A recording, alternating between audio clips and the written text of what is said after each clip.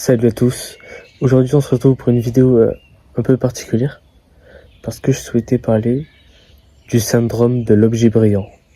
Alors ça peut vous paraître un peu curieux que je parle de ça, mais sachez que presque 90% des gens ont ce syndrome-là. Et c'est pas un syndrome comme vous pensez, c'est pas une maladie, c'est pas quelque chose de grave et c'est pas quelque chose qui peut vous atteindre physiquement. Le syndrome de l'objet brillant, c'est le fait de changer d'opportunité à chaque fois que tu te renvoies une. En fait, je vais te donner un exemple concret. Moi, mon tout premier business, c'était l'achat-revente Vinted. Je faisais de l'achat-revente Vinted, j'ai regardé plein de vidéos dessus, j'ai commencé à faire mes premiers dizaines d'euros, voire mon premier 100 euros. Et quelques temps après, j'ai vu une nouvelle opportunité. C'était, je sais pas, l'e-commerce, je crois que c'était du dropshipping. Je suis parti sur le dropshipping.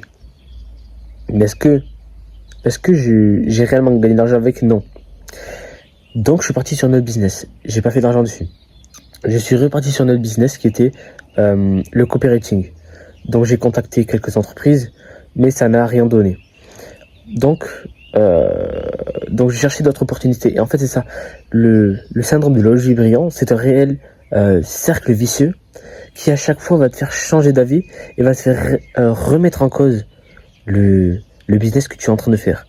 Et ça, je trouve que c'est vraiment, ça peut être bénéfique dans la vie de remettre en cause pas mal de choses, mais je trouve que des fois, il faut savoir foncer tête baissée. Ça peut paraître bizarre de dire foncer sans réfléchir, mais des fois, il faut savoir saisir l'opportunité et ne pas se poser 36 000 questions. Parce que se poser des questions, chez l'humain, en fait, comme je dis des fois, l'humain, en fait, votre cerveau est votre meilleur avocat. Il faut juste savoir bien l'utiliser. Parce qu'en fait, votre cerveau, pour des choses mal, il peut défendre la cause. Et par exemple, imaginons que vous vouliez manger un burger et que vous êtes en sèche. Votre cerveau va trouver plein d'excuses et va trouver plein de raisonnements pour alimenter votre cerveau et pour qu'il se dise, tiens, en fait, c'est bon, je peux faire cet égard-là, ça va pas faire de conséquences et tout. Et il faut savoir que ça, je pense que ça c'est mauvais pour le business et que des fois il faut savoir foncer tête baissée. Moi d'ailleurs c'est ce que j'ai fait au tout début avec le resell Vinted. C'est que au tout début, quand on apprend la culture du business, on se pose pas toutes ces questions techniques, tu vois. On se dit ouais, je peux faire de l'argent, vas-y, j'y vais, tu vois.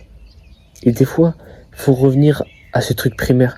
Faut se dire que tant que tu n'as pas testé, tu peux pas savoir si c'est réellement bien. Tu peux faire toute la théorie du monde, tu peux acheter toutes les formations du monde. Si tu ne testes pas, tu ne peux pas savoir.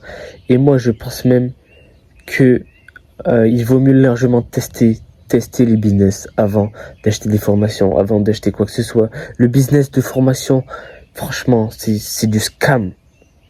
C'est du scam. Les choses, tu peux les apprendre par toi-même. Franchement, la plupart, je vois que des vendeurs de formation, ils ont 14, 15 ans. Moi, j'ai 16 ans. Ils ont 14, 15, 16 ans. C'est bien de faire du business à 16 ans.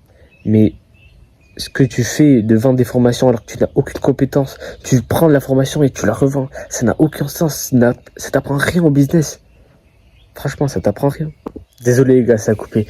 Je sais plus ce que je disais. Ah oui, les vendeurs de formation, vraiment, c'est des scammers, les gars. N'allez pas sur ces trucs-là. MRR... je sais plus quoi, des lettres de merde là, je sais plus quoi. Les gars, revenez à la classique, les gars. Si par exemple, si vous êtes jeune, si vous avez entre 14 et 16 ans, les gars, testez le resell Vinted. C'est vraiment un truc qui peut vous apprendre plein de choses. Par exemple, si tu vas en brocante, tu peux apprendre la négociation. Quand tu vas sur Vinted, tu apprends à décrire un article. Fais pas tes descriptions. Tu peux utiliser l'IA pour faire des descriptions Vinted. Mais les gars, restez dans l'humain, restez dans l'humain. Tu peux utiliser bien sûr l'IA. Pardon. Excusez-moi. Tu peux utiliser l'IA. Mais il faut savoir réfléchir par toi-même. Même à l'école, c'est pareil. Là, j'ai un truc un peu général, mais utilise pas trop l'IA. Franchement, essaye de minimiser l'IA et de réfléchir par toi-même.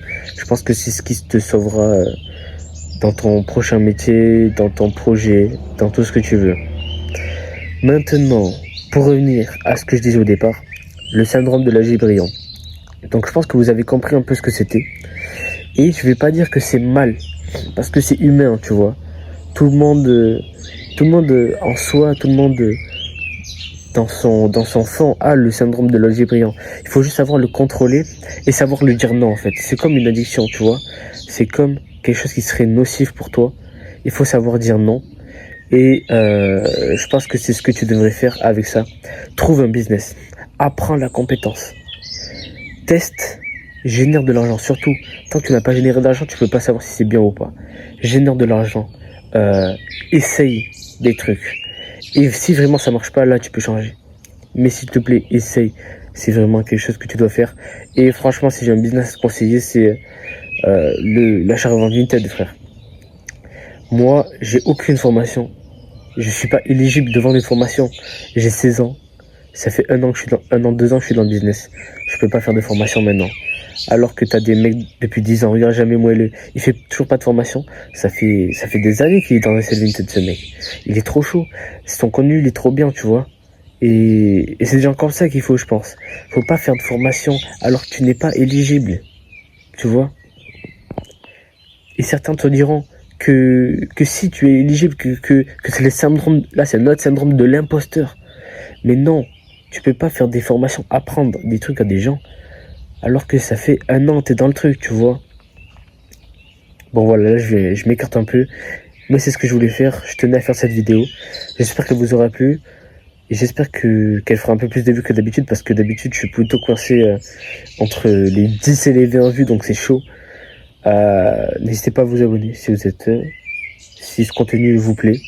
Et on se dit à très bientôt, j'espère. C'est ciao.